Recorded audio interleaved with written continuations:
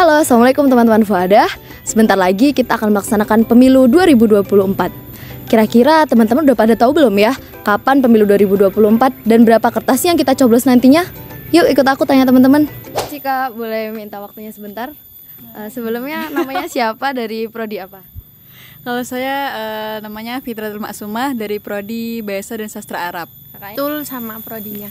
Vin Musita Dewi dari prodi MBS. Kakaknya? Saya Silvi dari BSA. Saya Lailatul Umaroh dari AKS. Saya Natasha dari HES. Muhammad Ilham Ar-Rahman dari Hukum Tata Negara. Nah, aku mau nanya nih, kira-kira kakaknya tahu nggak pemilu itu kapan? Nggak tahu. 14 kayaknya, Valentine gitu. Belum tahu. 14 Februari. 14 Februari. Iya, 14 Februari. Tanggal 12 Februari.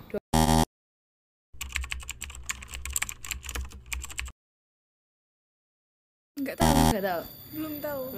Belum sih. Belum. Kayaknya Apa ya? nggak tahu soalnya belum Kurang pernah. tahu. Ada 5 mbak itu mbak. Warna Hijau, terus merah, sama abu. Lainnya lupa. lupa. Nah, ternyata masih banyak nih teman-teman yang belum tahu kapan dan berapa surat sih yang kita coblos nantinya. Sini aku jelasin. Berdasarkan surat keterangan yang telah dikeluarkan oleh KPU, kita akan melaksanakan pemilu pada tanggal 14 Februari 2024. Nah, di sana kita akan mencoblos 5 surat dengan 5 warna yang berbeda. Yang pertama ada warna abu-abu, yaitu surat pemilihan calon presiden dan wakil presiden RI. Yang kedua ada warna merah, yaitu surat pemilihan calon anggota DPD. Yang ketiga ada warna kuning, yaitu surat pemilihan calon anggota DPR RI. Yang keempat ada warna biru, yaitu surat pemilihan calon anggota DPRD provinsi.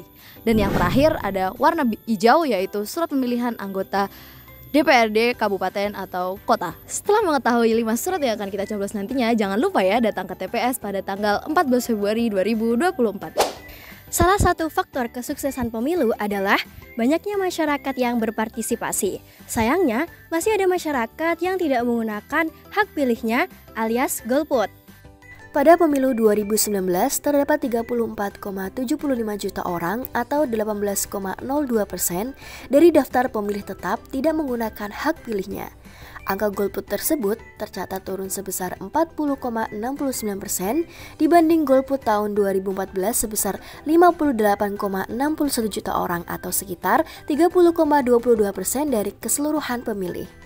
Meski berada di tren menurun, keputusan untuk tidak memilih atau golput dianggap oleh berbagai kalangan dapat menurunkan kualitas pemilu. Nah, inilah 5 alasan mengapa pemilih pemilu milenial dan Gen Z tidak boleh golput pada tahun 2024. Alasan yang pertama adalah karena mereka kelompok suara terbanyak. Hasil rekapitulasi daftar pemilih tetap di kantor KPU Jakarta menyatakan bahwa mayoritas pemilih pemilu 2024 berasal dari milenial dan Gen Z. Alasan kedua, memperjuangkan isu-isu generasi muda. Alasan ketiga, merubah status quo. Milenial dan Gen Z memiliki potensi untuk mengubah politik yang ada.